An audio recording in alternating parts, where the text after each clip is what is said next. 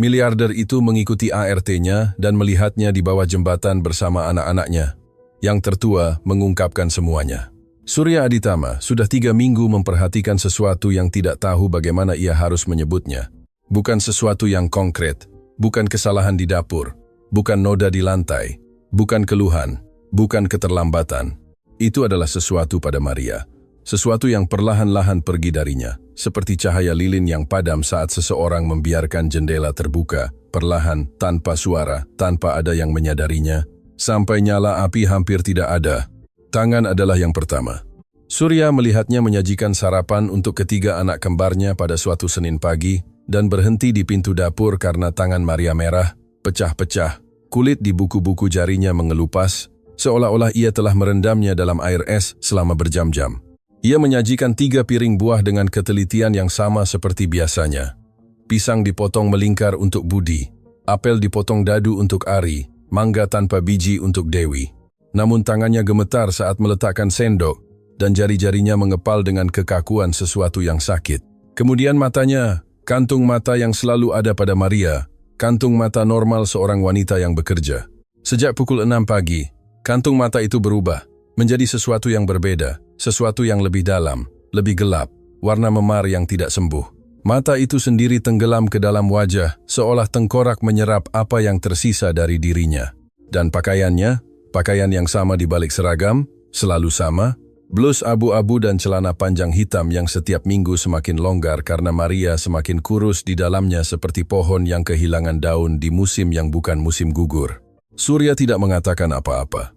Bukan karena tidak peduli, melainkan karena tidak tahu harus berkata apa. Bagaimana Anda bertanya kepada wanita yang membersihkan rumah Anda, apakah ia baik-baik saja? Dengan kata-kata apa? Dengan hak apa ia membayarnya gaji yang bagus, atau setidaknya begitu ia kira.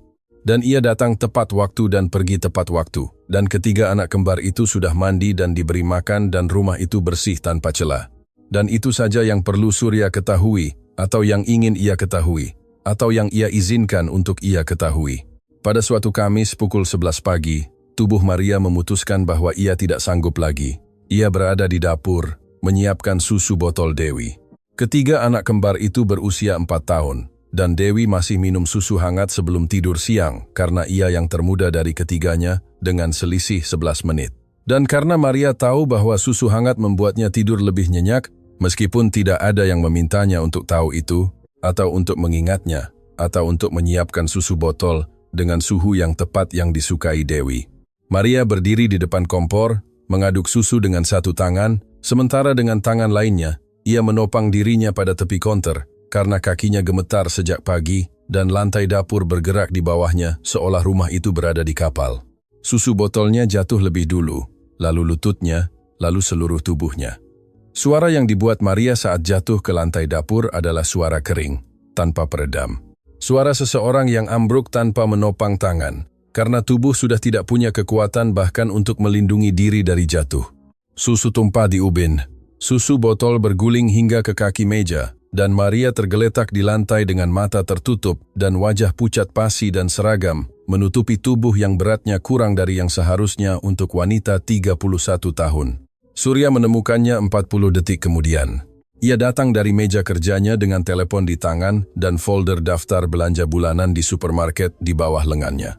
Dan ketika ia masuk ke dapur dan melihat Maria di lantai dengan susu tumpah di sekelilingnya seperti genangan putih, ia menjatuhkan segalanya. Ia berlutut, menyentuh dahinya, terasa dingin. Ia mencari denyut nadi di pergelangan tangannya. Ada di sana, lemah, tidak teratur. Denyut nadi sesuatu yang berfungsi, tetapi akan segera berhenti berfungsi. Ia menelepon Dr. Indarto, memintanya datang segera, mengangkat Maria ke sofa di ruang tamu, dan apa yang ia rasakan saat mengangkatnya membuat sesuatu di dadanya sesak yang tidak dapat ia identifikasi. Ia tidak punya berat, beratnya seperti berat anak 10 tahun, bukan seperti berat wanita dewasa. Dr. Indarto tiba dalam 20 menit, memeriksanya di sofa dengan stetoskop dan tensimeter, serta jari-jari yang menekan tulang rusuk, yang menonjol di bawah seragam, seperti tuts piano. Ia mengambil sampel darah, memeriksa tangan yang pecah-pecah, membuka kelopak matanya dengan jempol, dan menatap pupilnya dengan senter kecil. Dan setelah selesai, ia berdiri, memberi isyarat kepada Surya untuk keluar dari ruang tamu dan berkata di koridor dengan suara rendah para dokter yang memberikan berita yang seharusnya tidak perlu mereka berikan. Malnutrisi parah dan awal hipotermia. Wanita itu tidak makan, Surya, dan dari kondisi tangannya serta suhu tubuh basalnya, saya bertanya ini dengan serius. Apakah wanita itu tidur di jalanan? Surya menatapnya tanpa mengerti. Itu tidak mungkin, dokter. Saya membayarnya gaji penuh setiap 2 minggu. Dr. Indarto tidak menjawab. Ia menyimpan stetoskopnya di tas, meninggalkan beberapa instruksi di atas meja dan pergi. Dan Surya tetap berdiri di koridor rumah besarnya di Kebayoran Baru, menatap ke ruang tamu tempat Maria tidur di sofa, dengan seragam bernoda susu dan jaket usang yang tidak pernah ia lepas menutupi bahunya. Jaket yang sama yang ia gunakan di bulan Mei, yang ia gunakan saat panas, yang selalu ia gunakan seolah-olah menyembunyikan sesuatu atau seolah-olah jaket itu lebih penting daripada suhu. Dan untuk pertama kalinya dalam 3 tahun memiliki wanita itu bekerja di rumahnya, Surya Aditama mengajukan pertanyaan yang seharusnya ia ajukan pada hari pertama. Bagaimana kehidupan wanita yang merawat anak-anaknya? Surya tidak tidur nyenyak malam itu, maupun malam berikutnya atau malam setelahnya. Pertanyaan Dr. Indarto terpatri di kepalanya seperti dengungan yang tidak padam. Apakah wanita itu tidur di jalanan? Itu tidak mungkin. Ia membayar Maria 2.500.000 setiap 2 minggu. Gaji yang bagus untuk seorang asisten rumah tangga di Jakarta cukup untuk kamar, makanan, dan transportasi. Ia tahu karena ia sendiri menandatangani daftar gaji rumah tangga pada tanggal 1 dan 15 setiap bulan. Dokumen yang sama di mana tertera nama lengkap Maria Indahsari, dan jumlah uang yang diberikan Ratna kepadanya secara tunai setiap 2 minggu karena Maria tidak memiliki rekening bank. Ratna menyerahkannya. Frasa itu melintas di benaknya pada Jumat malam saat ia makan malam sendirian di ruang makan, karena Ratna sedang makan malam bersama teman-temannya dan ketiga anak kembar sudah tidur. Surya menatap piring dengan garpu menggantung dan frasa itu berputar. Ratna menyerahkannya.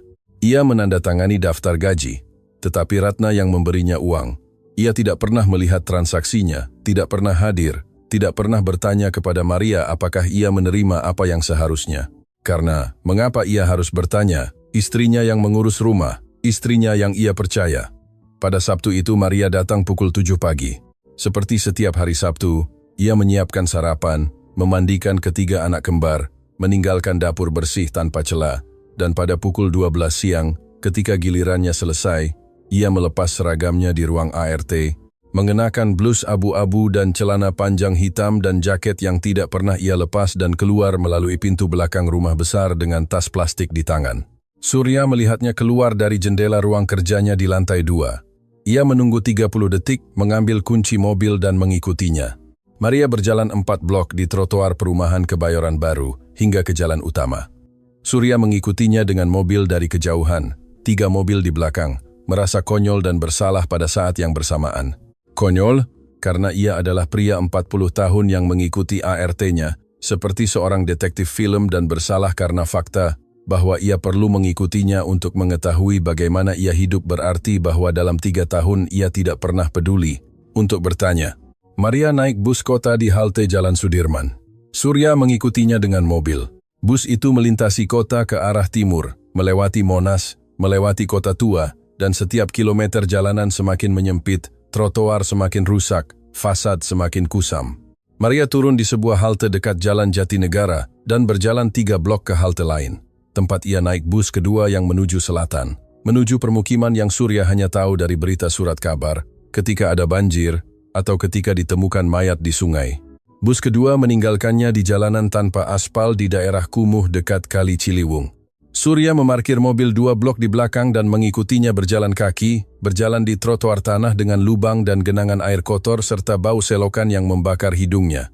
Maria berjalan tanpa menoleh, dengan tas plastik memukul kakinya dan jaket tertutup hingga leher. Meskipun saat itu pukul 2 siang dan panas Jakarta di bulan Mei menyengat punggung seperti setrika. Ia berjalan 10 menit, 15, 20, sampai jalanan berakhir di sebuah jembatan layang beton yang melintasi Kali Ciliwung, sebuah sungai yang bukan lagi sungai, melainkan parit air hitam dengan sampah dan lumpur, dan bau pekat dari segala yang dibuang dan dilupakan kota. Maria tidak melintasi jembatan layang, ia berhenti di tepian, melihat ke samping dan turun melalui sisi tanah menuju bawah jembatan. Surya berhenti di belakang pilar beton 10 meter. Dari jarak dan apa yang ia lihat dari sana mengubah cara ia memahami. Setiap pagi selama 3 tahun terakhir. Di bawah jembatan, di atas sebidang kardus yang dipipihkan membentuk sesuatu yang ingin menjadi lantai, ada 3 anak. Yang tertua, seorang gadis berusia sekitar 7 tahun. Dengan rambut diikat kepang ketat dan blus bersih yang sedikit kebesaran. Ia duduk di atas ember terbalik, menyisir rambut anak yang lebih kecil dengan sisir yang kehilangan 3 giginya. Anak itu mungkin berusia 5 tahun, mungkin 6. Dan ia duduk bersandar pada dinding beton jembatan dengan buku catatan terbuka di pangkuannya dan pensil pendek tumpul yang ia gunakan untuk menulis sesuatu dengan konsentrasi seseorang yang sedang mengerjakan tugas terpenting di dunia. Dan di sudut, di dalam kotak kardus yang dilapisi koran, tidur seorang bayi yang ditutupi jaket. Surya mengenalinya sebelum mengerti artinya. Itu jaket yang sama yang Maria gunakan di rumah besar setiap hari. Jaket yang tidak pernah ia lepas. Jaket yang semua orang di rumah menganggapnya sebagai keanehan kecil yang tidak berbahaya dari ART. Maria dan jaketnya, bahkan di bulan Mei, ia tidak melepasnya. Jaket yang di siang hari menutupi bahu Maria saat ia membersihkan lantai dan menyiapkan susu botol dan memandikan anak-anak kembar, di malam hari menutupi tubuh seorang bayi yang tidur di kotak kardus di bawah jembatan. Anak-anak itu melihat Maria dan berlari ke arahnya. Kedua yang tertua, gadis itu melepaskan sisirnya. Anak laki-laki itu menutup buku catatannya, berlari dengan kecepatan anak-anak yang telah menunggu berjam-jam, dan yang ketika melihat orang yang mereka tunggu tidak bisa menahan diri. Maria berjongkok dan memeluk keduanya pada saat yang bersamaan. Pelukan erat, lapar. Pelukan seseorang yang telah 12 jam tidak melihat orang yang paling ia cintai dan yang setiap kali ia tinggalkan. Tidak tahu apakah ia akan menemukan segalanya sama seperti semula. Gadis itu melepaskan diri lebih dulu. Ia berjalan ke sudut tempat ada ember berisi air dan cangkir plastik dan kembali dengan cangkir penuh. "Ibu, kami menyimpan nasi dari sarapan. Ada di tas biru." Maria minum air, membelai kepangan gadis itu, dan kemudian membuka tas plastik yang ia bawa dari rumah besar dan mengeluarkan wadah gabus berisi makanan. Surya mengenalinya. Itu adalah makan siang yang Maria siapkan sendiri setiap hari di dapur rumah besar. Hidangan yang ia santap pada tengah hari saat ketiga anak kembar tidur siang. Hidangan yang Surya lihat di meja dapur ratusan kali tanpa bertanya-tanya apakah Maria memakannya atau tidak. Ia tidak memakannya. Ia menyimpannya di tas dan membawanya ke sini. Maria membuka wadah, mengambil sendok, dan mulai memberi makan anak laki-laki dari buku catatan terlebih dahulu. Lalu gadis itu, sesendok demi sesendok, membagikan makanan dengan ketelitian seseorang yang tahu persis berapa yang dimakan, setiap orang, dan berapa yang perlu disisakan agar cukup. Dan ia tidak makan, ia tidak membawa sendok ke mulutnya bahkan sekali. Ia memotong nasi yang disimpan gadis itu dari sarapan, nasi dingin dan keras yang telah menghabiskan setengah hari di tas plastik di bawah jembatan, dan merendamnya dalam kuah masakan untuk melembutkannya dan memberikannya satu kepada setiap anak. Dan ketika kedua anak itu selesai makan, Maria berjalan ke kotak kardus, mengangkat bayi itu dengan hati-hati agar tidak membangunkannya, memeluknya di dadanya, dan dengan sendok memberinya sisa kuah. Sendok kecil yang diberikan kepada bayi yang baru mulai makan makanan padat. Sendok kecil yang diterima bayi itu setengah tidur dengan mata tertutup dan mulut terbuka secara refleks. Surya berdiri di belakang pilar dengan tangan di beton, dan rahangnya begitu erat sehingga giginya sakit. Apa yang ia lihat bukan pemandangan kemiskinan, itu adalah sistem bertahan hidup yang terorganisir, yang berfungsi dengan presisi sesuatu yang telah diulang berkali-kali. Nasi yang disimpan, air di ember, makanan yang dibagikan secara berurutan, bayi terakhir. Sebuah sistem yang Maria bangun untuk menjaga 3 anak tetap hidup di bawah jembatan sambil bekerja 12 jam sehari membersihkan rumah besar di mana segala yang mereka butuhkan berlimpah. Dan kemudian Surya melihat detailnya. Detail yang lebih menyakitkan daripada kelaparan dan daripada kotak kardus dan daripada jaket. Ia melihat pakaian anak-anak. Bersih, tidak baru, tidak bagus, tetapi bersih. Belas gadis itu memiliki tambalan yang dijahit tangan di siku. Celana anak laki-laki itu ditambal di lutut. Pakaian bayi itu mungil dan luntur, tetapi bersih dan kering. Seseorang mencuci pakaian itu. Seseorang menjemurnya, mengeringkannya, melipatnya.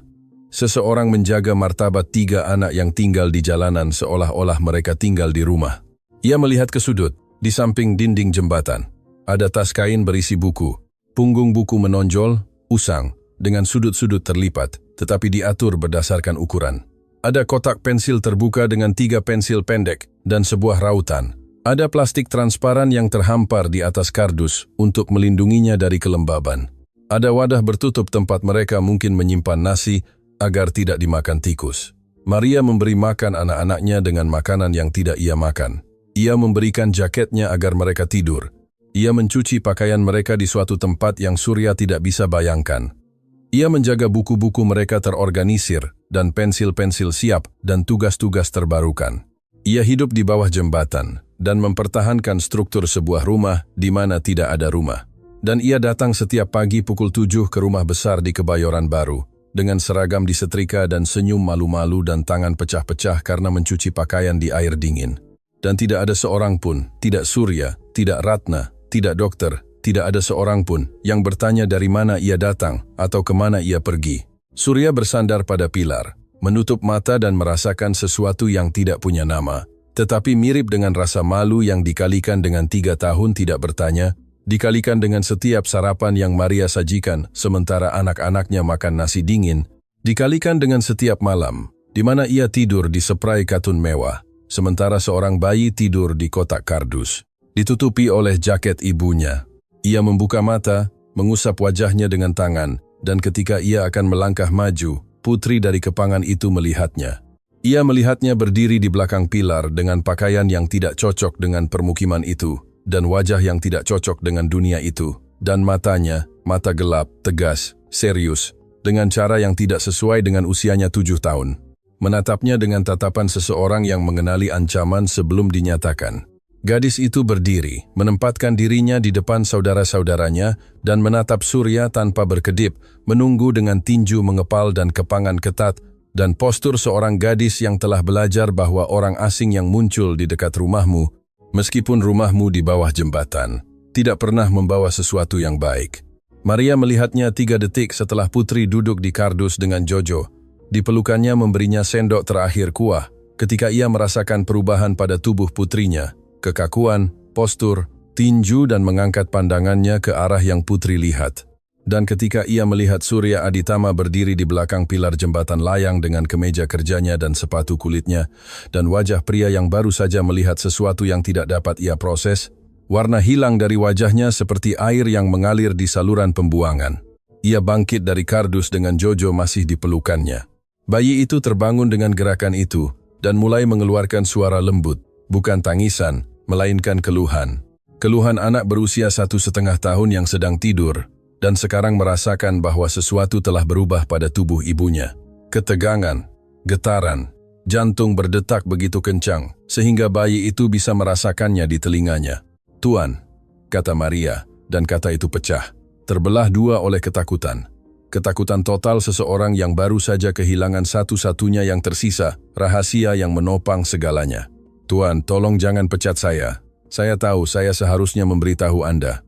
Saya tahu saya seharusnya mengatakan bahwa saya punya anak dan bahwa saya hidup, bahwa kami hidup." Suaranya pecah. Air mata mulai mengalir, tetapi ia tidak menghapusnya karena ia memegang Jojo di satu lengan, dan tangan lainnya ia letakkan di depan, terbuka, seolah ia bisa menghentikan dengan telapak tangan terbuka apa yang akan terjadi. "Jika Anda tahu saya hidup seperti ini, Anda akan berpikir saya ibu yang buruk, bahwa saya tidak bisa merawat anak-anak Anda, jika saya tidak bisa merawat anak-anak saya sendiri. Dan saya membutuhkan pekerjaan ini, Tuan. Pekerjaan ini adalah satu-satunya yang saya miliki. Jika Anda mengambilnya, kami tidak punya apa-apa." "Apa-apa?" Surya tidak menjawab, bukan karena tidak mau, melainkan karena tidak bisa. Rahangnya terkunci dan matanya tertuju pada sesuatu yang ada di depan Maria, sesuatu yang telah menarik perhatiannya, bahkan sebelum Maria mulai berbicara dan sekarang memenuhi seluruh ruang kesadarannya. Putri. Gadis itu berdiri di antara Surya dan saudara-saudaranya, dengan kaki telanjang di tanah lembab dan lengan sedikit terbuka di samping. Bukan seperti anak 7 tahun, melainkan seperti seseorang yang telah belajar bahwa ketika ada bahaya, Hal pertama yang harus dilakukan adalah menempatkan diri di antara bahaya dan apa yang ingin dilindungi. Di belakangnya, Jojo duduk bersandar pada dinding jembatan dengan buku catatan menempel di dadanya dan mata terbelalak, menatap surya dengan ketidakbergerakan seorang anak yang telah belajar bahwa ketika orang asing muncul, yang terbaik adalah tidak bergerak. Dan lebih jauh di belakang, di kotak kardus yang tidak lagi berisi bayi, terhampar jaket kusut di atas koran, sebagai bukti sesuatu yang masih surya proses. Putri menatapnya langsung, tanpa menunduk, tanpa mundur, dengan tatapan yang bukan tatapan anak-anak, melainkan seseorang yang harus dewasa sebelum waktunya, karena keadaan tidak memberinya pilihan lain. Dan ketika ia berbicara, suaranya keluar tegas, dengan cara yang tidak sesuai dengan usianya, atau ukurannya, atau tanah di kakinya, atau jembatan di atas kepalanya. "Jika Anda akan memarahi ibu saya," kata Putri, "marahi saya." Surya berkedip. Kalimat itu menghantamnya dengan kekuatan yang tidak ia duga, bukan karena kata-katanya, melainkan karena cara ia mengatakannya, tanpa ragu, tanpa gemetar, dengan keyakinan mutlak seseorang yang telah membuat keputusan, dan tidak akan mengubahnya apapun yang terjadi selanjutnya. "Dia bekerja sepanjang hari untuk Anda," lanjut Putri tanpa menggerakkan kakinya dari tempat ia berdiri. "Dia berangkat pukul 6 pagi ketika masih gelap, dan pulang pukul 7 malam ketika sudah gelap lagi. Dia meninggalkan makanannya untuk kami, meninggalkan selimutnya untuk kami." Gadis itu menunjuk jaket di kotak tanpa menoleh, karena menoleh berarti berhenti menatap surya. Dan Putri tidak akan berhenti menatapnya. "Dia tidak tidur, saya mendengarnya di malam hari. Dia tidur ketika kami tidur, dan bangun sebelum kami bangun. Dia tidur di kardus tanpa apa-apa di atasnya, karena semua yang dia punya diberikan kepada kami." Maria melangkah maju dengan Jojo di pelukannya. "Putri, diamlah nak. Jangan bicara seperti itu kepada Tuan." "Tidak, Ibu," kata Putri tanpa menoleh. "Ibu selalu menyuruhku diam, tidak mengatakan apa-apa, untuk menahan, tetapi aku tidak akan diam." Gadis itu menatap surya lagi. Air mata mulai mengalir, tetapi suaranya tidak gemetar, seolah air mata dan suara adalah dua hal terpisah yang dapat berfungsi pada saat yang sama, tanpa satu memengaruhi yang lain. "Ibu saya tidak jahat, Tuan. Yang jahat adalah mereka yang mengusirnya dari rumah sebelumnya. Ibu saya membayar sewa setiap bulan, tidak pernah berutang apapun, tetapi 3 bulan lalu uangnya tidak cukup lagi, dan tuan rumah mengusir kami bersama saudara-saudara saya, bersama bayi. Dan ibu saya mencari kamar lain, tetapi uangnya tidak cukup karena uangnya mengecil, Tuan. Uangnya mengecil dari 1 bulan ke bulan berikutnya, dan dia tidak tahu mengapa." Surya merasakan sesuatu bergerak di dadanya. Gerakan dingin, berat, seperti batu yang bergeser di dasar sungai. "Apa maksudmu uangnya mengecil?" Putri menatapnya dengan mata basah tetapi tegas. "Ibu saya menghasilkan 2.500.000 rupiah. Saya tahu karena dia mengajari saya menghitung uang. Dia bilang, wanita harus selalu tahu berapa yang mereka terima agar tidak ada yang menipu mereka. 3 bulan lalu dia mulai menghasilkan 1.250.000 rupiah, setengahnya dalam semalam." Dingin di dada Surya berubah menjadi sesuatu yang lebih berat, sesuatu yang bukan dingin, melainkan bayangan kecurigaan yang belum ingin ia lihat secara langsung. "Ibumu memberitahumu mengapa gajinya diturunkan?" "Ibu saya tidak membicarakan itu," kata Putri. "Ibu saya tidak membicarakan apapun yang membuatnya menangis di depan kami. Tetapi saya mendengarnya berbicara di telepon dengan bibi saya suatu malam. Dia bilang nyonya rumah mengatakan kepadanya bahwa mulai sekarang ia akan membayar lebih sedikit, dan ketika ibu saya bertanya mengapa, nyonya itu mengatakan jika ia mengeluh, ia akan dipecat, dan ia akan memberitahu tuan bahwa ia adalah pencuri." Surya menutup matanya. Menutupnya dengan kekuatan seseorang yang membutuhkan sejenak kegelapan untuk memproses sesuatu yang terlalu cerah dan terlalu mengerikan pada saat yang bersamaan. Ratna, nyonya rumah adalah Ratna, istrinya. Wanita yang tidur bersamanya setiap malam, dan sarapan bersamanya setiap pagi, dan yang dengannya ia telah menikah 8 tahun, telah memotong gaji Maria menjadi setengahnya. Tanpa memberitahunya, ia telah mengantongi selisihnya. Dan ketika Maria mencoba berbicara, ia mengancamnya dengan pemecatan dan menuduhnya mencuri, dan hasil dari keputusan itu ada di depannya. 3 anak hidup di bawah jembatan, seorang wanita pingsan karena kelaparan di dapurnya, dan seorang bayi tidur di kotak kardus, ditutupi jaket yang tidak ia lepas di siang hari, karena jika ia melepasnya anaknya tidak akan punya apa-apa untuk menutupi di malam hari. Ia membuka mata, menatap Putri, menatap Jojo, yang masih duduk bersandar pada dinding dengan buku catatan menempel di dadanya, dan berbicara kepada anak itu dengan suara lembut, seseorang yang mencoba tidak menakuti seseorang yang sudah takut. "Bolehkah saya melihat buku catatanmu?" Jojo menatap Putri. Putri menatapnya dan dengan gerakan kepala yang hampir tidak terlihat, izin diam antar saudara yang memiliki bahasa mereka sendiri, bahasa anak-anak yang telah belajar berkomunikasi tanpa kata-kata, karena kata-kata terkadang menarik masalah. Jojo bangkit dari dinding, berjalan 3 langkah ke tempat Surya berada, dan menyerahkan buku catatan itu dengan kedua tangan. Surya membukanya. Di halaman pertama dengan tulisan wanita, tulisan ibu, tertulis dengan spidol biru, "Belajarlah. Sayangku, suatu hari kita akan punya rumah sungguhan." Dan di bawahnya, dengan tulisan anak-anak, dengan tulisan gemetar dan bengkok seorang anak 5 tahun yang belum menguasai lekukan huruf, tertulis dengan pensil tumpul, "Aku ingin menjadi dokter untuk menyembuhkan ibuku." Surya menutup buku catatan itu, menutupnya perlahan dengan kedua tangan dan mengembalikannya kepada Jojo. Dan ketika anak itu mengambilnya dan menempelkannya ke dadanya lagi, Surya berbalik ke arah sungai agar tidak ada yang melihat wajahnya. Tetapi Putri melihatnya, dan Maria melihatnya.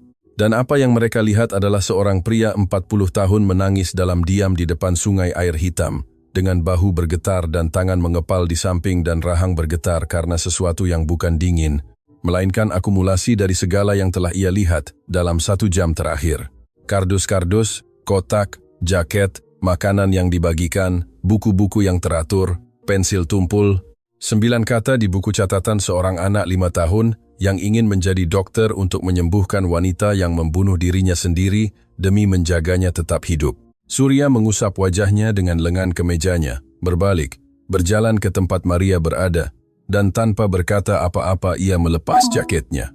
Bukan jaket Maria, melainkan jaketnya sendiri. Jaket bermerek dari Wall yang harganya lebih dari yang Maria hasilkan dalam sebulan, dan meletakkannya di bahu Maria dengan kelembutan seseorang yang melakukan gerakan benar pertama.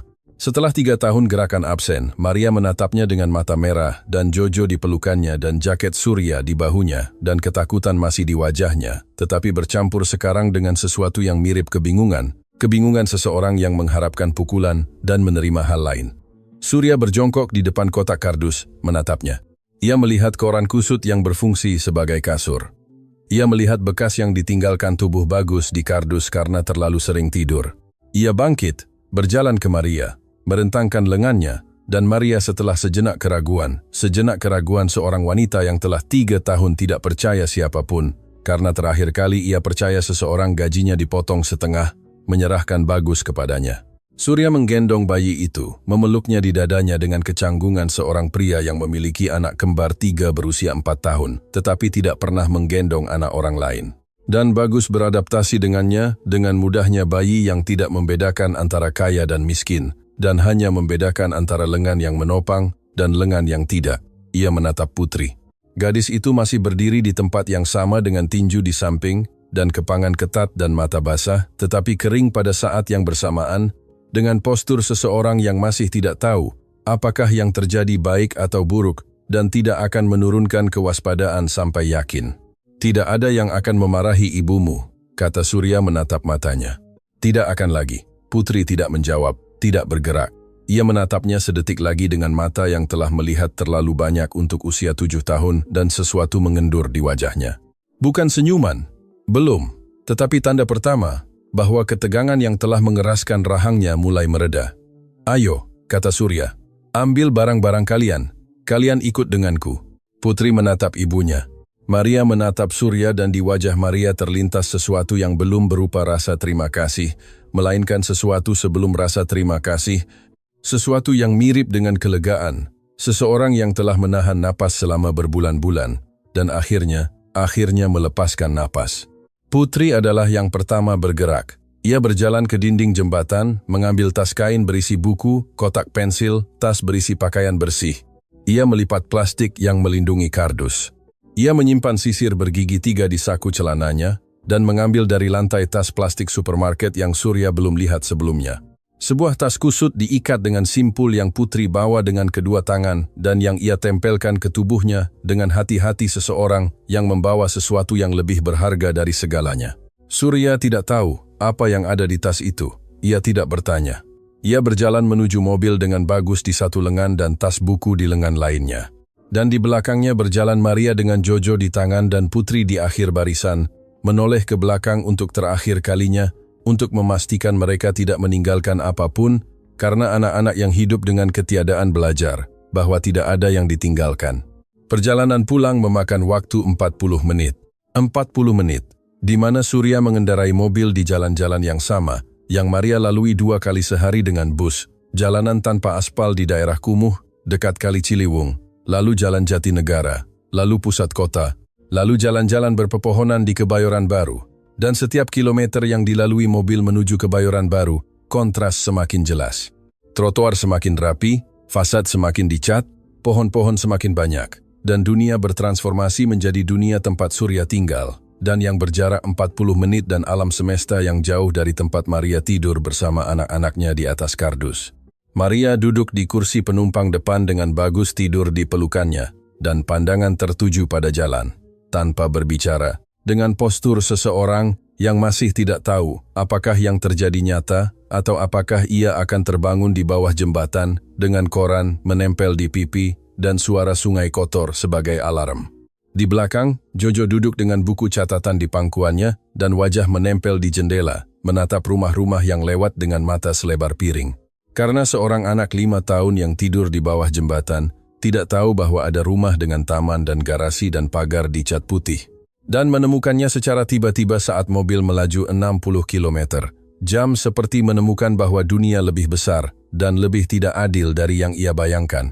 Dan Putri duduk di belakang Surya dalam diam dengan tas supermarket di pangkuannya dan tangan di atas tas dan pandangan ke depan, tanpa melihat rumah-rumah, tanpa melihat taman-taman, tanpa melihat apapun yang Jojo lihat dengan takjub, karena Putri berusia 7 tahun. Tetapi tatapannya seperti seseorang yang berhenti mengagumi dunia pada hari seorang pria mengetuk pintu kamar tempat mereka tinggal dan mengatakan bahwa mereka punya 24 jam untuk keluar. "Berapa lama kalian tinggal di sana?" tanya Surya tanpa mengalihkan pandangan dari jalan. Maria tidak menjawab. Ia memeluk Bagus erat-erat di dadanya dan menatap keluar jendela. Dan keheningan yang tersisa adalah keheningan seorang wanita yang tidak tahu bagaimana mengatakan apa yang harus ia katakan, karena mengatakannya dengan keras membuatnya lebih nyata. 3 bulan, kata Putri dari kursi belakang. 87 hari. Saya menghitungnya. Surya menyesuaikan kaca spion untuk melihat gadis itu. Kamu menghitungnya. Setiap malam sebelum tidur saya membuat garis di dinding jembatan dengan batu, kata Putri dengan wajar seseorang yang menjelaskan sesuatu yang ia lakukan setiap hari, seperti menyikat gigi atau menyisir rambut, kecuali yang ia lakukan setiap hari adalah menghitung hari-hari yang ia habiskan di jalanan. Ibu saya tidak tahu, saya melakukannya saat dia tidur. Putri, kata Maria dengan suara pelan tanpa menoleh. 87 garis, Ibu. 87 hari tidur di atas kardus. Keheningan yang mengisi seluruh mobil. Surya menggenggam setir. Putri terus berbicara, bukan karena ada yang memintanya, melainkan karena ia telah diam selama 87 hari dan bendungan telah pecah, dan air keluar dengan kekuatan segala yang tertahan. Sebelumnya kami tinggal di kamar di Jatinegara, kata Putri. Kecil, tetapi punya pintu dengan kunci dan kompor, dan kamar mandi yang kami bagi dengan tetangga. Ibu saya membayar Rp1.600.000 sebulan. Kami cukup, tidak berlebih, tetapi cukup. Ibu membeli ayam setiap hari Minggu, dan cukup sampai Rabu. Dari Kamis sampai Sabtu kami makan nasi dan tempe, tahu dan Minggu lagi ayam. Surya mendengarkannya. Mendengarkan perhitungan seorang gadis 7 tahun yang tahu persis berapa harga kamar, berapa harga ayam, berapa hari makanan cukup. Karena di keluarga di mana uang tidak cukup, anak-anak belajar menghitung sebelum belajar membaca. 3 bulan lalu ibu saya pulang pada hari Jumat dengan uang yang lebih sedikit, lanjut Putri. Dia tidak memberitahu kami mengapa, tetapi minggu itu tidak ada ayam pada hari Minggu atau minggu berikutnya. Dan kemudian tuan kamar datang 3 kali untuk menagih, dan ibu saya meminta waktu dan dia bilang tidak. Dan suatu malam dia datang dengan tukang kunci dan mengeluarkan barang-barang kami ke trotoar. Di malam hari? Tanya Surya dengan suara tertahan. Sekitar pukul 10. Jojo sudah tidur. Ibu saya menggendongnya dengan satu tangan dan dengan tangan lainnya mengambil tas pakaian. Saya mengambil buku-buku dan buku catatan Jojo dan tas dokumen. Bagus di punggung ibu saya dengan kain gendongan. Putri berhenti sejenak. Kami berjalan jauh malam itu. Ibu saya mencari tempat di mana tidak hujan. Dia menemukan jembatan. Ada kardus di bawahnya. Tidak ada siapapun. Ibu saya menidurkan Bagus di kardus. Menutupi kami dengan jaket dan selimut yang bisa kami bawa, dan duduk di samping kami tanpa berbaring. Dia tidak tidur malam itu. Saya juga tidak. Saya pura-pura tidur, tetapi saya melihatnya duduk menatap sungai sepanjang malam dengan Bagus di pelukannya. Surya melewati lampu merah. Ia tidak melihatnya. Ia tidak melihat apapun, kecuali gambaran yang Putri tanamkan di kepalanya. Seorang wanita duduk di atas kardus di bawah jembatan di malam hari dengan bayi di pelukannya, menatap sungai air hitam, tanpa tidur, tanpa menangis, tanpa mengeluh, hanya duduk dalam kegelapan, memutuskan bahwa keesokan harinya ia akan bangun dan pergi bekerja di rumah besar, di mana segala yang ia butuhkan berlimpah. Malam-malam pertama hujan, kata Putri. Air masuk dari satu sisi jembatan. Ibu saya memindahkan kami semua ke sisi lain dan meletakkan plastik di atas kardus, tetapi air masuk dari bawah. Bagus sakit batuk di minggu kedua. Ibu saya membawanya ke apotek di sudut dan membelikannya sirup dengan sedikit uang yang tersisa. Saya meletakkan kain basah di dahinya seperti yang ibu saya ajarkan. Jojo melepaskan diri dari jendela dan menatap adiknya. Putri, jangan ceritakan tentang tikus. Ya, saya akan menceritakannya, kata Putri. Suatu malam datang tikus, 2 besar. Mereka masuk ke bawah kardus mencari nasi. Ibu saya mengusirnya dengan tongkat, tetapi Jojo tidak bisa tidur malam itu, atau malam berikutnya atau yang lainnya. Sekarang dia tidur dengan sepatu karena dia bilang, tikus tidak menggigit sepatu. Surya menatap Jojo melalui kaca spion. Anak itu menundukkan kepala dan tangannya memegang buku catatan erat-erat dan kakinya, kaki dengan sepatu, sepatu yang masih terpasang di dalam mobil, sepatu yang tidak ia lepas bahkan sekarang, menempel ke lantai. Mereka tiba di Kebayoran Baru pukul 3.30 sore. Surya memarkir mobil di garasi. Ia turun, membuka pintu penumpang untuk Maria. Dan ketika mereka berjalan menuju pintu masuk rumah, Maria secara otomatis berbalik menuju pintu ART, pintu samping, pintu tempat ia masuk dan keluar setiap hari selama 3 tahun, pintu yang bukan pintu utama, karena pintu utama bukan untuknya. Lewat sini, kata Surya berdiri di depan pintu utama dengan tangan di gagang pintu. Hari ini kalian masuk lewat sini. Maria menatapnya, menatap pintu dan masuk dengan Bagus di pelukannya, dan mata penuh dengan sesuatu yang belum berupa rasa terima kasih, melainkan kebingungan. Kebingungan seorang wanita yang telah 3 tahun menggunakan pintu ART dan tidak tahu bagaimana berjalan melalui pintu utama rumah yang ia kenal di luar kepala, tetapi belum pernah ia lihat dari sudut ini.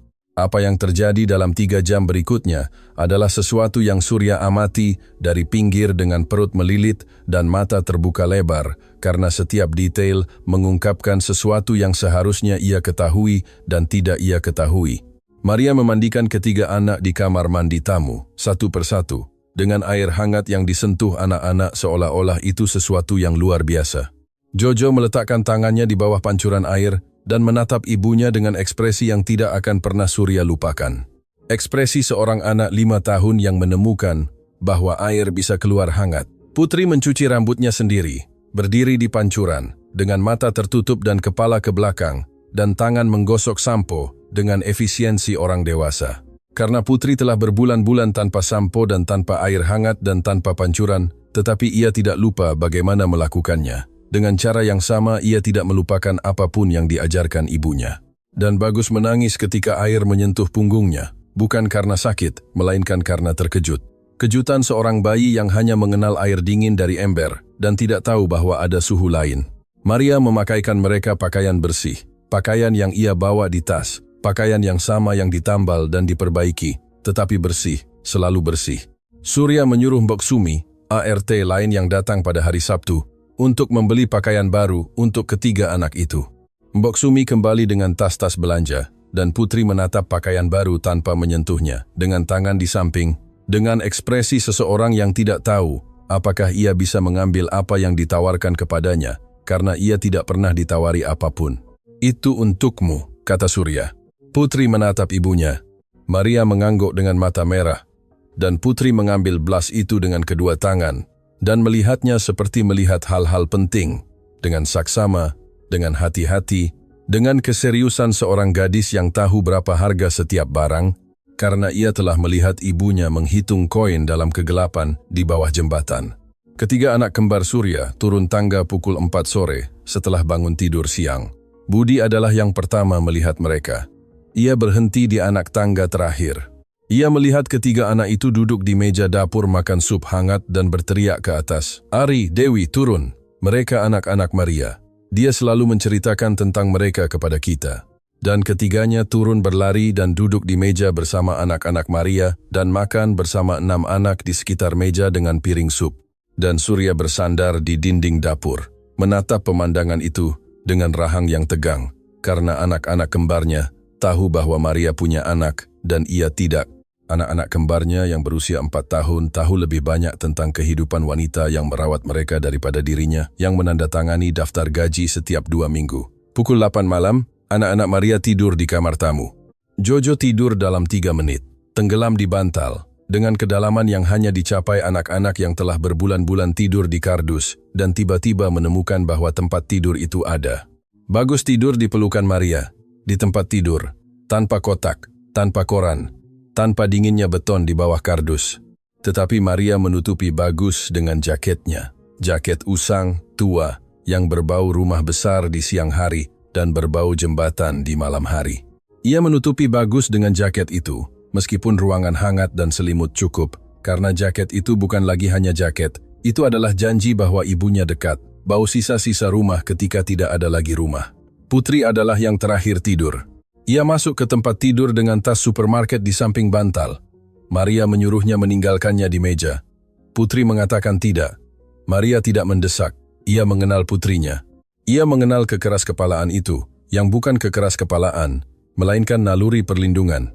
Kekeras-kepalaan yang sama, yang membuatnya berdiri di depan Surya, dengan tinju mengepal untuk membela seorang ibu yang tidak bisa membela diri sendiri. Pukul 10.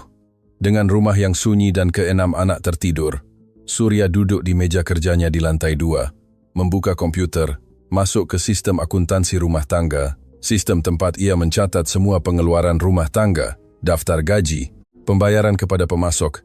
Ia mencari daftar gaji Maria, dan apa yang ia temukan membenarkan semua yang Putri katakan kepadanya di bawah jembatan. Daftar gaji mengatakan 2.500.000 setiap 2 minggu. Itulah yang Surya otorisasi, itulah yang keluar dari rekeningnya.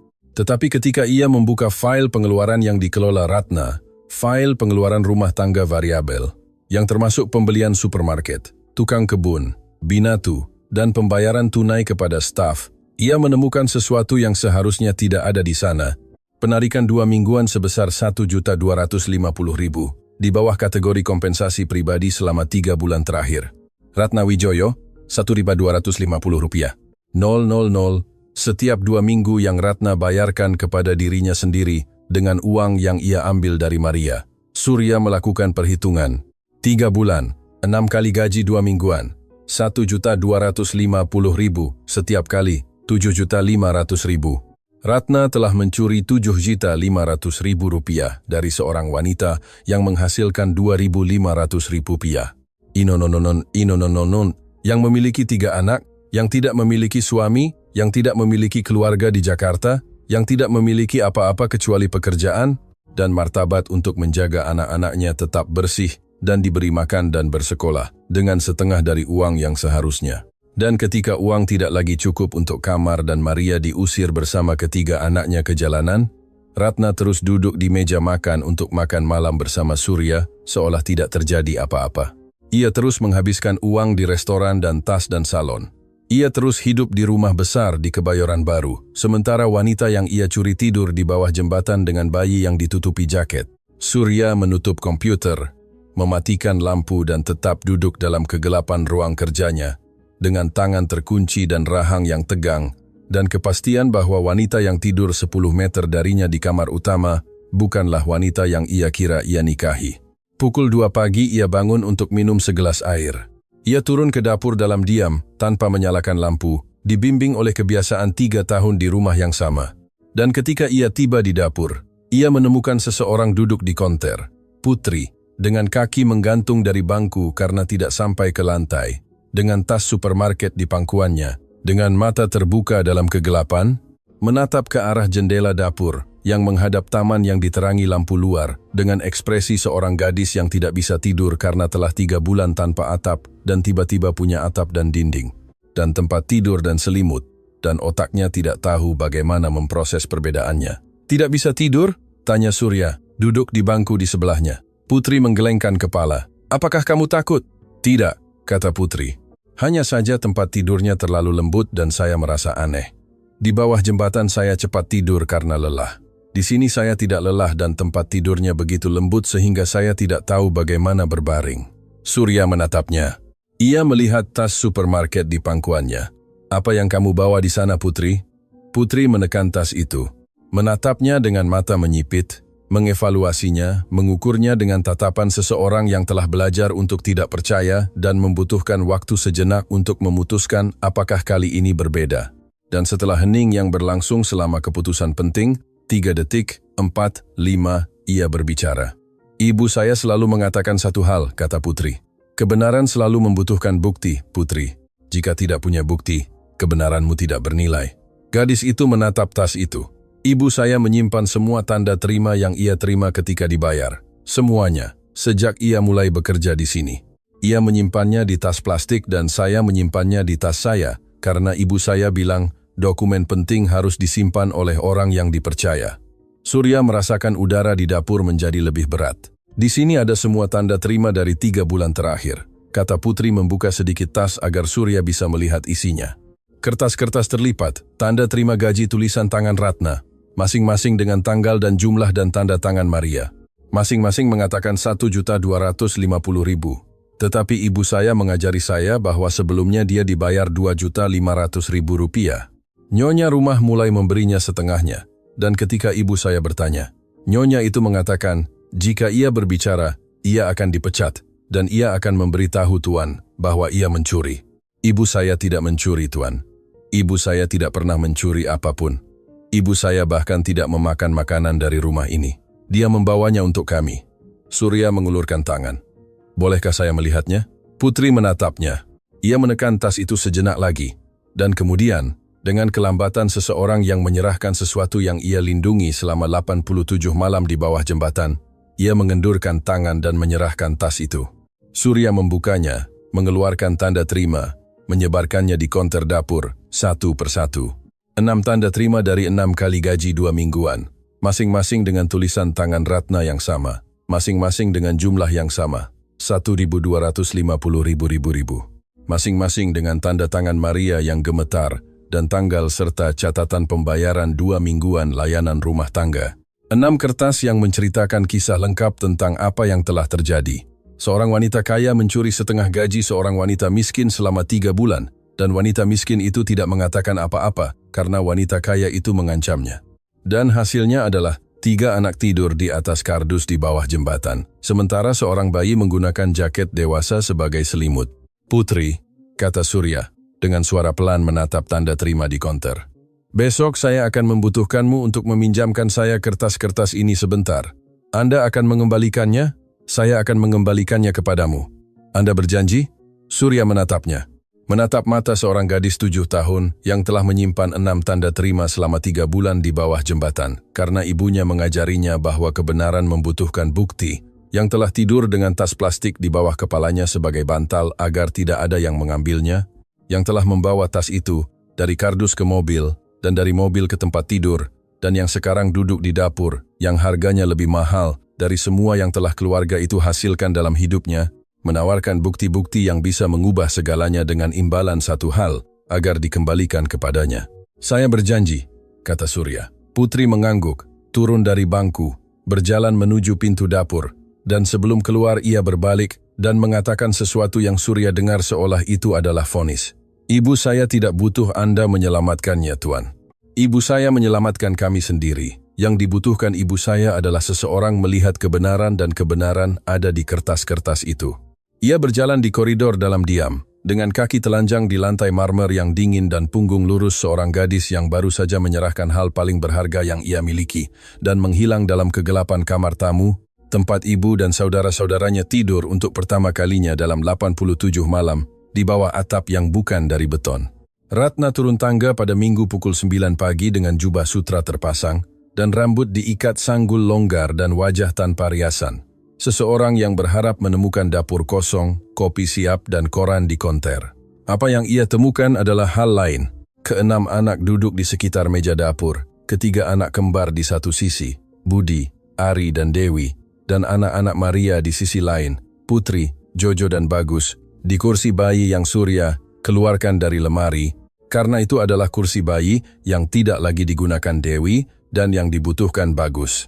Maria berdiri di samping kompor menyajikan telur orak-arik di 6 piring dengan ketelitian yang sama seperti biasa, kehati-hatian yang sama seperti biasa, kecuali kali ini ia tidak menyajikan 3 piring, melainkan 6.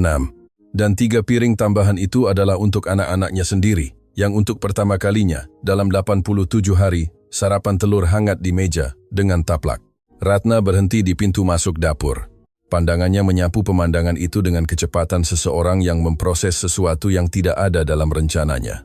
Anak-anak yang tidak dikenal, pakaian baru, kursi bayi, piring tambahan. Maria menyajikan makanan dengan ekspresi yang belum pernah Ratna lihat. Bukan ekspresi malu-malu dan menunduk seperti biasa, melainkan sesuatu yang mirip ketenangan minimal, dan rapuh seorang ibu yang bisa melihat anak-anaknya makan hangat. "Apa ini?" kata Ratna dengan suara yang belum berupa teriakan, tetapi sudah memiliki ketajaman sesuatu yang akan segera menjadi teriakan. "Selamat pagi, Ratna," kata Surya dari konter tempat ia minum kopi dengan koran tertutup dan pandangan tertuju pada istrinya. "Mereka anak-anak Maria. Mereka akan tinggal di sini." Keheningan berlangsung 2 detik. Kemudian Ratna melintasi dapur dalam 3 langkah dan berdiri di depan Surya dengan mata menyala dan suara yang semakin naik dengan setiap kata. "Apa yang dilakukan anak-anak itu di rumah saya? Siapa yang membawa mereka? Siapa yang mengizinkan ini?" Budi mengangkat kepala dari piring. "Ayah yang membawa mereka, Ibu. Mereka anak-anak Maria. Dia selalu menceritakan tentang mereka kepada kita. Putri yang besar, Jojo yang di buku catatan dan Bagus bayi, kan, Maria?" Maria tidak menjawab.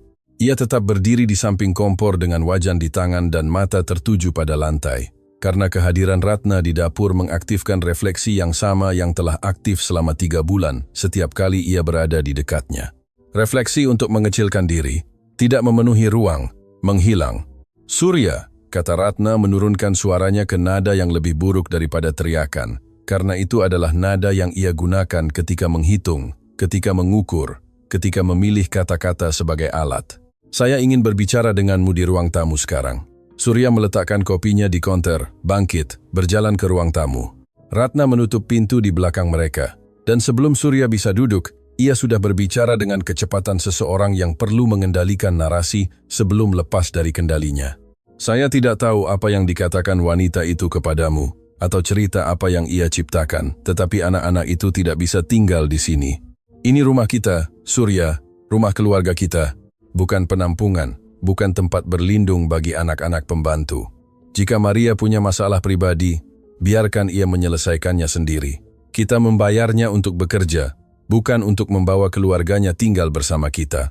"Berapa kita membayarnya, Ratna?" tanya Surya.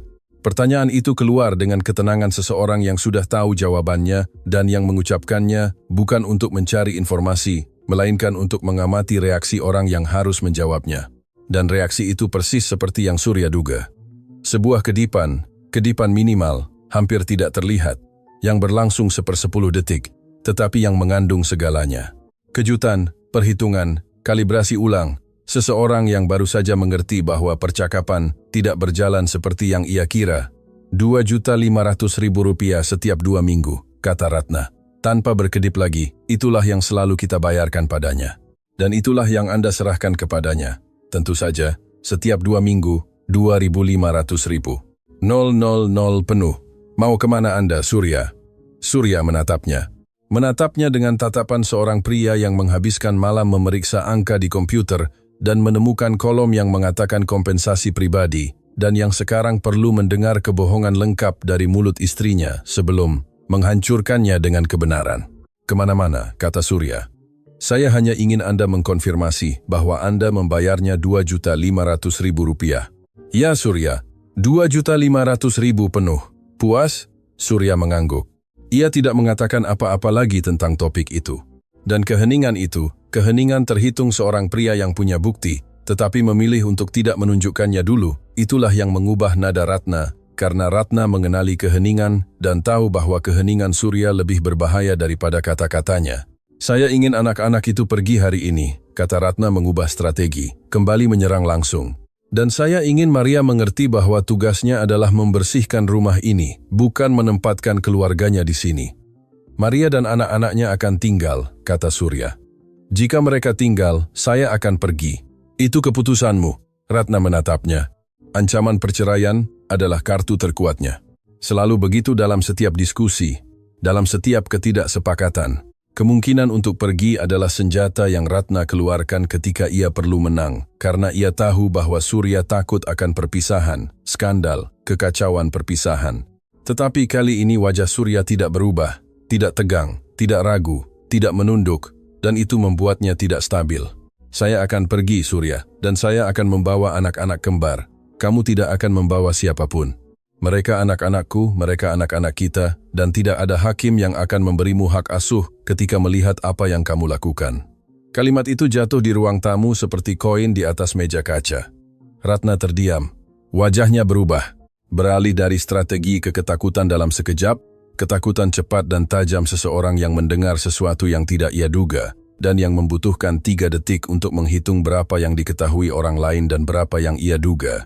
Saya tidak tahu apa yang Anda bicarakan, kata Ratna, dan untuk pertama kalinya suaranya tidak terhitung atau dingin, melainkan defensif. Suara seseorang yang membangun dinding dengan batu bata yang belum ia miliki. Saya kira Anda tahu, kata Surya. Ratna mengatupkan rahang, mengubah postur, menyilangkan tangan, dan melontarkan apa yang tersisa darinya. Jika Anda bersikeras, saya akan menelepon pengacara saya dan mengatakan bahwa pembantu itu telah mencuri dari kami. Saya punya bukti. Saya bisa mengatakan bahwa ada barang yang hilang di rumah. Makanan menghilang. Saya menemukan uang kurang. Siapa yang akan mereka percaya, Surya? Istrimu atau pembantu? Kata pembantu keluar dari mulut Ratna dengan penghinaan yang sama dengan yang 3 bulan lalu. Ia katakan kepada Maria bahwa jika ia mengeluh, ia akan menuduhnya sebagai pencuri. Penghinaan yang sama yang memungkinkannya memotong gaji Maria menjadi setengahnya tanpa kehilangan tidur. Penghinaan yang sama yang memungkinkannya makan lobster di restoran di Jakarta, sementara wanita yang ia curi tidur di bawah jembatan dengan bayi di kotak kardus. Mereka akan percaya pada bukti, kata Surya dengan suara tegas. Dan bukti itu ada, Ratna. Sesuatu pecah di wajah Ratna. Itu bukan retakan yang terlihat. Itu sesuatu di bawah permukaan, seperti retakan di dinding yang tidak terlihat dari luar, tetapi yang melemahkan seluruh struktur. Ia tetap berdiri di depan Surya, dengan tangan bersilang dan rahang terkatup, dan mata bergerak cepat dari kiri ke kanan, menghitung ulang, mencari jalan keluar yang tidak ia temukan. Anda melakukan kesalahan, kata Ratna, dengan suara yang ingin terdengar mengancam, tetapi terdengar lebih tipis, lebih rapuh. Suara seseorang yang tahu bahwa ia kalah dan mencoba mengulur waktu. Sebuah kesalahan yang akan merugikanmu mahal. Ia berbalik, keluar dari ruang tamu, naik tangga, dan dari lantai 2 suaranya turun dengan jelas seseorang yang ingin didengar. Maria, kumpulkan barang-barangmu dan anak-anakmu. Kamu pergi hari ini dan jika kamu tidak pergi, besok pengacaraku akan mengajukan laporan polisi atas pencurian. Surya keluar dari ruang tamu dan berjalan ke dapur. Apa yang ia temukan membuat dadanya sesak dengan kekuatan tinju. Maria sedang mengemasi barang-barang. Ia berlutut di lantai ruang ART, memasukkan pakaian anak-anaknya ke dalam tas kain, dengan tangan gemetar dan air mata jatuh di tangannya. Dan gerakan cepat dan mekanis seseorang yang telah belajar mengemas dalam hitungan menit, karena terakhir kali seseorang mengatakan kepadanya, kamu pergi, ia punya 24 jam dan kali ini ia tidak ingin menunggu bahkan 1 pun. Saya tidak ingin menyebabkan lebih banyak masalah, Tuan, kata Maria tanpa mengangkat pandangan. Dengan suara pecah dan tangan mengemasi kaos Jojo yang masih berbau sampo dari mandi kemarin. Anda sudah melakukan jauh lebih banyak daripada siapapun untuk kami. Tetapi saya kenal Nyonya. Dia akan melakukannya, dia akan membuat laporan polisi, dan jika saya dituduh mencuri, saya tidak akan bisa bekerja dimanapun. Dan anak-anak saya, Maria, kata Surya berlutut di depannya. Berhenti, tinggalkan tas itu. Tidak ada yang pergi kemanapun. Tetapi Nyonya bilang, Nyonya tidak akan memutuskan apa-apa lagi di rumah ini. Maria menatapnya dari lantai dengan mata merah dan tangan memegang kaos Jojo dan ekspresi seorang wanita yang ingin percaya. Tetapi telah 3 bulan tidak bisa percaya apapun karena setiap kali ia percaya bahwa segalanya akan membaik, segalanya memburuk. Di pintu dapur, berdiri bersandar di kusen, ada Putri dengan tas supermarket di tangan, menempel di dada, menatap ibunya di lantai, menatap Surya yang berlutut, menatap ke arah tangga dari mana suara Ratna turun. Dan di matanya, mata 7 tahun yang telah menghitung 87 garis di dinding jembatan, ada sesuatu yang bukan ketakutan, melainkan keputusan. Keputusan seseorang yang telah 87 malam menyimpan sesuatu dan yang tahu bahwa saatnya telah tiba untuk mengeluarkannya. Putri menekan tas itu, menatap ibunya, menatap Surya, dan berjalan ke ruang tamu tanpa ada yang memintanya. Putri masuk ke ruang tamu dengan kaki telanjang di lantai marmer dan tas supermarket di dada dengan kedua tangan. Ratna sedang menuruni tangga dengan koper kecil dan telepon di telinga berbicara dengan seseorang, mungkin pengacaranya, mungkin menyiapkan laporan polisi yang ia janjikan kepada Maria, mungkin membangun kebohongan yang akan ia gunakan untuk menghancurkan seorang wanita yang tidak melakukan apa-apa, kecuali bekerja dan diam dan bertahan hidup. Surya berdiri di ruang tamu, melihat Putri masuk, melihat tas itu dan mengerti apa yang akan terjadi sebelum itu terjadi, karena percakapan pukul 2 pagi di dapur telah mengajarinya sesuatu tentang gadis itu, bahwa Putri tidak melakukan apa-apa tanpa tujuan, bahwa setiap gerakan dihitung dengan ketelitian seseorang yang belajar, bahwa dalam kehidupan orang miskin tidak ada ruang untuk kesalahan. Ratna menutup telepon setibanya di anak tangga terakhir, menatap Putri berdiri di ruang tamu dengan tas. Dan anak ini, apa yang ia lakukan di sini? Maria, bawa anak-anakmu keluar dari sini, Nyonya, kata Putri. Kata itu keluar dari mulut gadis itu dengan kejelasan yang menghentikan Ratna di tengah kalimat. Itu bukan teriakan, itu bukan tantangan. Itu adalah suara seorang gadis 7 tahun yang telah berlatih momen ini 87 kali di kepalanya. Sekali untuk setiap garis di dinding jembatan, sekali untuk setiap malam ia menekan tas itu di dadanya, bertanya-tanya apakah suatu hari ia akan bisa membukanya di depan orang yang tepat. Putri berjalan ke meja tengah di ruang tamu, meletakkan tas di atas meja, membukanya, dan mulai mengeluarkan tanda terima. Ia mengeluarkannya satu persatu dengan kedua tangan, dengan kelembutan yang sama dengan cara mengeluarkan hal-hal penting.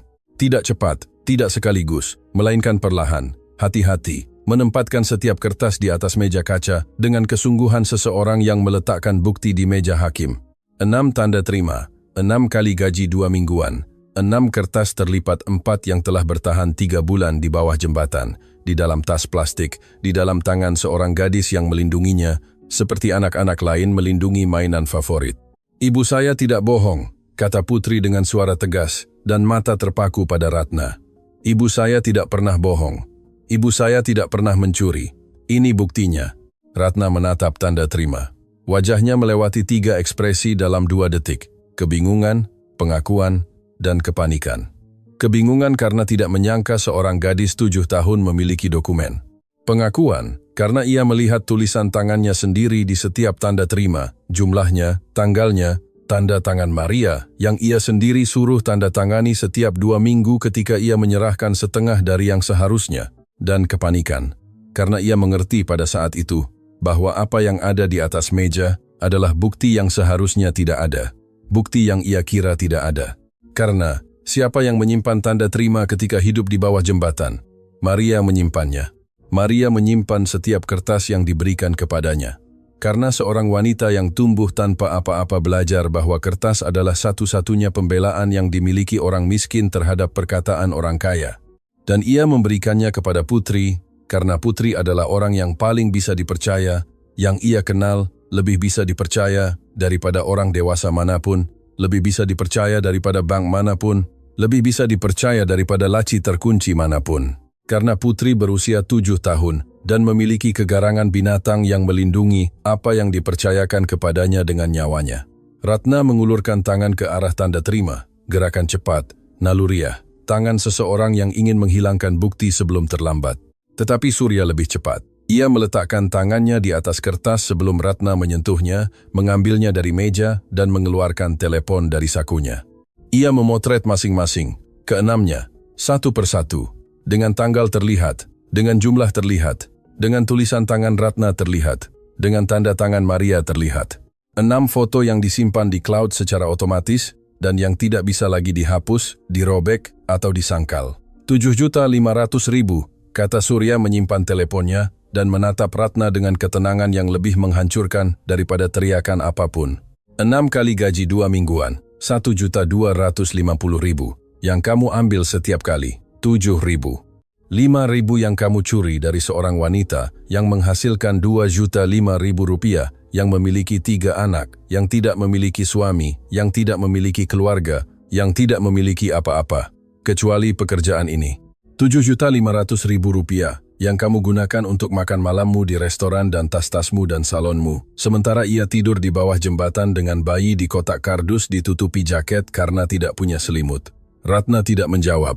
Tangannya masih terulur ke arah meja tempat tidak ada lagi tanda terima, dan mulutnya sedikit terbuka, dan matanya bergerak antara Surya dan Putri, dan pintu dan tangga mencari jalan keluar yang tidak ada, karena jalan keluar tertutup ketika kebenaran punya bukti.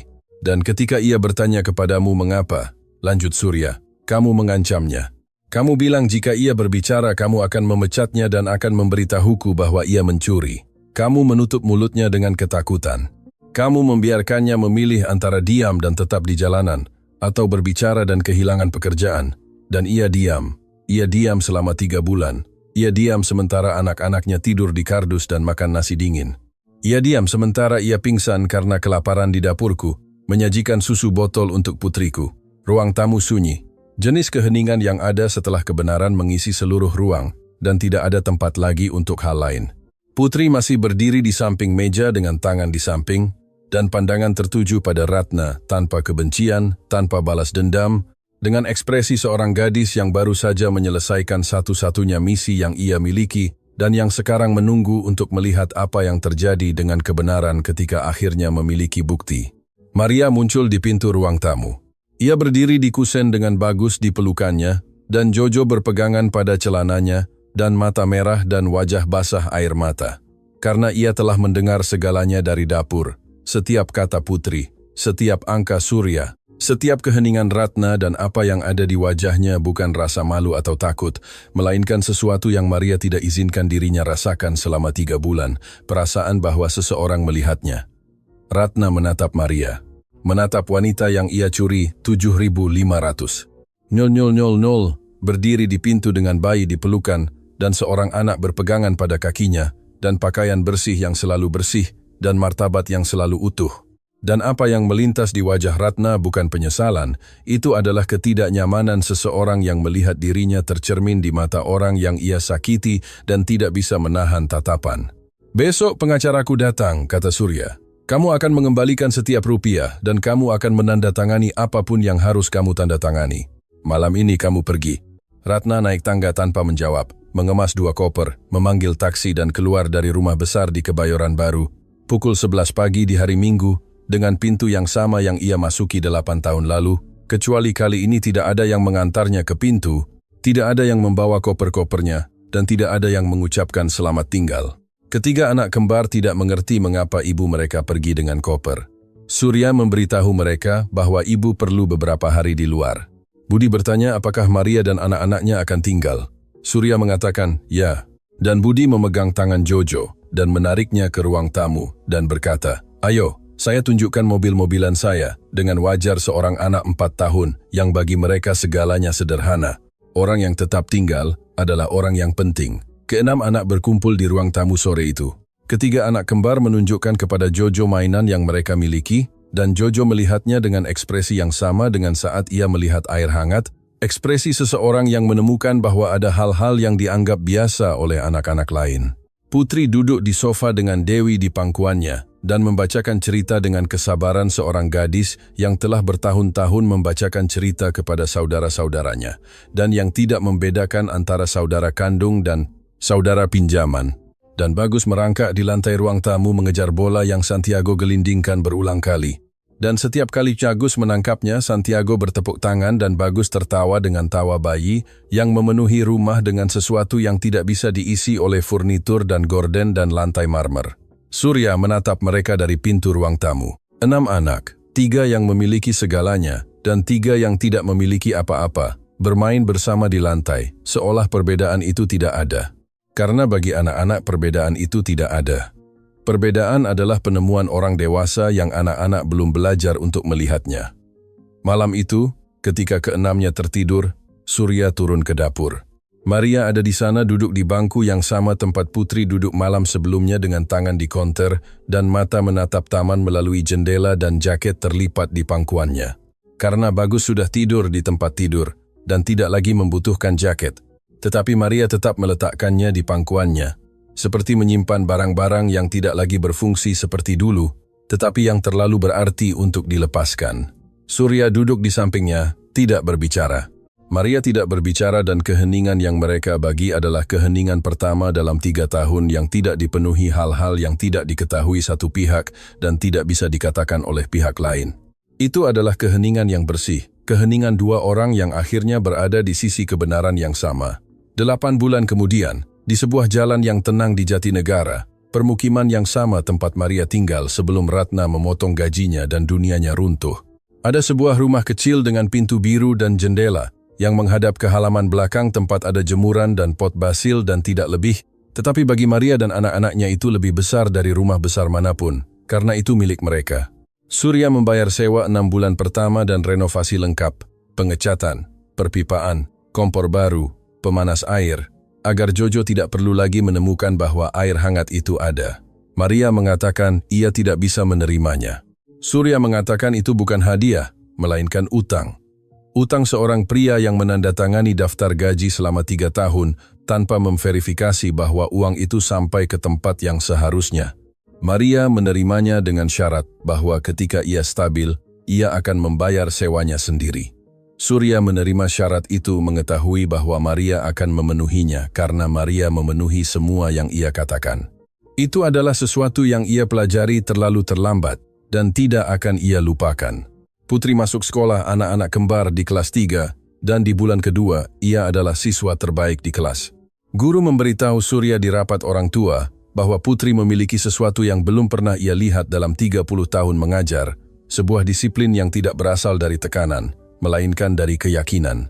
Keyakinan seorang gadis yang belajar di bawah jembatan, bahwa belajar adalah perbedaan antara kotak kardus dan rumah dengan pintu biru. Setiap Jumat, Putri pergi ke rumah besar di Kebayoran Baru, bersama anak-anak kembar dan kelimanya mengerjakan tugas bersama di meja makan. Dan Putri menjelaskan pembagian kepada Ari dengan kesabaran seorang guru dan otoritas seseorang yang tahu bahwa pengetahuan adalah satu-satunya yang tidak bisa diambil siapapun darimu. Jojo memiliki satu set lengkap 24 pensil warna yang Surya berikan padanya pada hari pertama sekolah. Ia mengaturnya berdasarkan nada, hangat di satu sisi, dingin di sisi lain, dengan obsesi yang sama terhadap keteraturan yang ia miliki ketika ia menata 3 pensil tumpulnya di bawah jembatan. Buku catatan lama masih disimpan. Maria tidak membuangnya. Ia meletakkannya di rak di ruang tamu di samping foto ketiga anaknya. Terbuka di halaman pertama, di mana masih terbaca tulisannya dengan spidol biru. Belajarlah, sayangku. Suatu hari kita akan punya rumah sungguhan. Dan di bawahnya dengan tulisan Jojo, yang tidak lagi gemetar, melainkan tegas. Karena seorang anak yang menulis setiap hari di meja belajar meningkatkan tulisannya dengan cara yang sama, otot yang dilatih menjadi kuat. Kita sudah punya rumah sungguhan, Ibu. Bagus tidur di boks bayi kayu yang Surya beli di toko furnitur di Jalan Jatinegara. Ia punya spray bersih, bantal kecil, dan gantungan bintang yang Jojo buat dengan karton dan benang. Tetapi setiap malam, tanpa terkecuali, Maria menutupi Bagus dengan jaketnya, jaket usang, tua yang sama, yang tidak lagi perlu menutupi siapapun karena sekarang ada selimut dan atap dan dinding. Maria tetap meletakkannya. Terkadang, ia berdiam sejenak dengan tangan di atas jaket, menatap Bagus tidur. Dan jika ada yang bertanya mengapa ia terus memakainya, ia akan mengatakan karena kebiasaan. Tetapi itu bukan kebiasaan, itu adalah kenangan. Kenangan 87 malam. Di mana jaket itu adalah satu-satunya yang memisahkan anaknya dari dingin, dan tindakan meletakkannya dengan lembut, perlahan, dengan kedua tangan meratakan kain di atas tubuh bayi, adalah cara Maria untuk mengingatkan dirinya sendiri dari mana mereka berasal agar tidak pernah melupakan harga untuk sampai di sini. Surya datang setiap minggu bersama anak-anak kembar.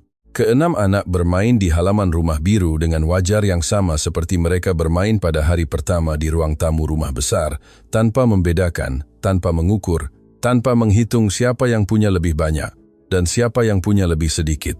Karena anak-anak tidak lahir dengan kalkulator itu dan baru memperolehnya ketika orang dewasa memasangnya. Budi mengajari Jojo naik sepeda di trotoar permukiman. Dewi dan Putri menciptakan bahasa rahasia yang hanya mereka berdua mengerti.